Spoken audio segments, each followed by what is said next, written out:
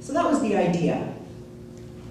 The third idea, I'm going to make a pie with a heart in the middle.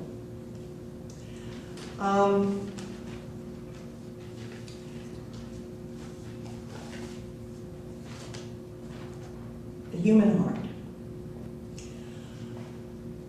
This is not the way people usually speak in public, because people usually speak like men in public. They speak from the head, they speak from theory.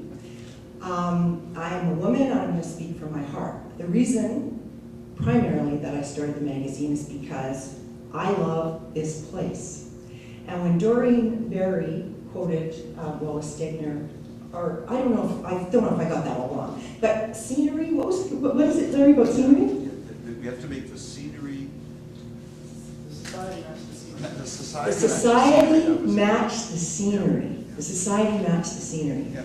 Well, you know, my people, my ancestors came here. My father was born here. My mother was born in Saskatchewan. I was born here. I love this place.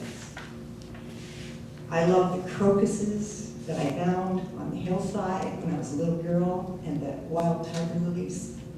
And if I cry, don't, think amiss, because I've got a strong streak of Irish in my background, and the Irish know how to laugh and cry at the same time. I love the wolf willows, the smell of the wolf willows by Wallace Stegner. One of his books is called Wolf Willow. I love the river, and I loved my Irish Catholic father, and I loved my Norwegian Lutheran mother. And I loved our writers. I loved Robert Crouch, I loved Rudy Wiebe, I loved Fred Waugh.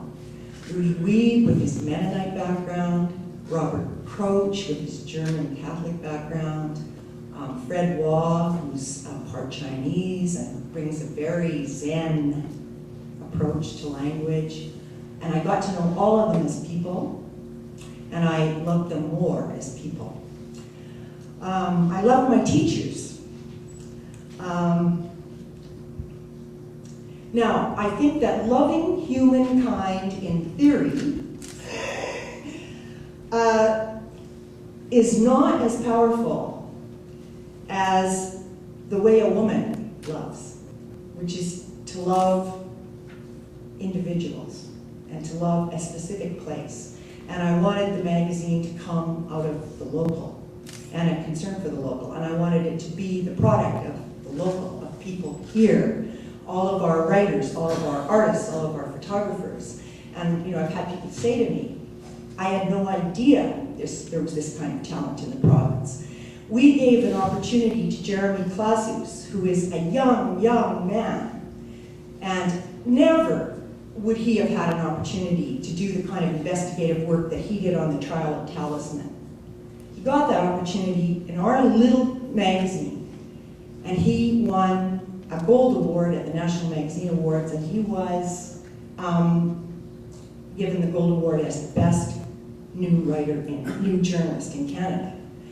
And I'm extremely proud that Alberta Views was able to showcase that, not showcase that talent, give that kind of person an opportunity, as we did to Sophie Lees. She won the gold award at the Nationals 3 years ago, and she was an intern with us. Of course, she had me as an editor. Always thank your editor. So I think that women need to bring a woman's way to bear on public life, and that's not the man's way. So, should I keep going with this? Okay, I have another quote from Margaret Mead. When human beings have been fascinated by the contemplation of their own hearts, the more intricate biological pattern of the female has become a model for the artist, the mystic, and the saint. When mankind turns instead to what can be done, altered, built, invented in the outer world, All natural properties of human beings, animals, or metals become handicaps to be altered rather than clues to be followed.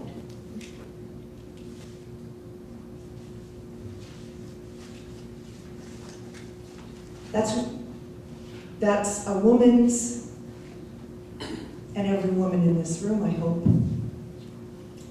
might know what I'm talking about there.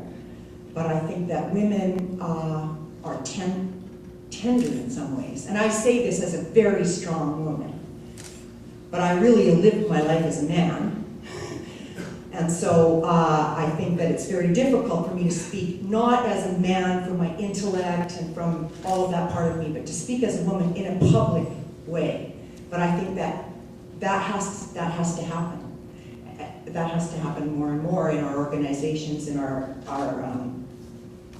activist organizations. And men and women are different, and the deep differences need to be understood more profoundly, and we have to listen to women in that way.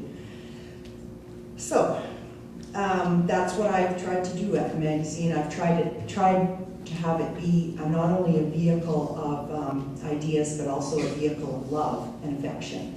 And not, the reason that I believe in democracy is because that means that there will be respect between people who differ. And I don't think we should hate the men in the oil industry. I think they've given us a lot.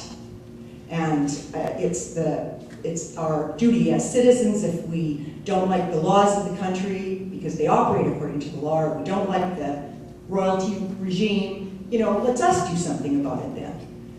And so, there, I've got that in. So I really believe in democracy, and I think that the essence of democracy is dialogue, respectful dialogue. And I love this organization because it's not partisan, I think that ideology is great. It's important to have an ideological position, but there have to be some organizations that say we won't be ideological, we'll listen.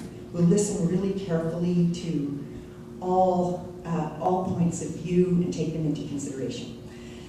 So that's the last quote, of course, from Margaret Mead. Never doubt that a small group of thoughtful, committed citizens can change the world. Indeed, it's the only thing that ever has.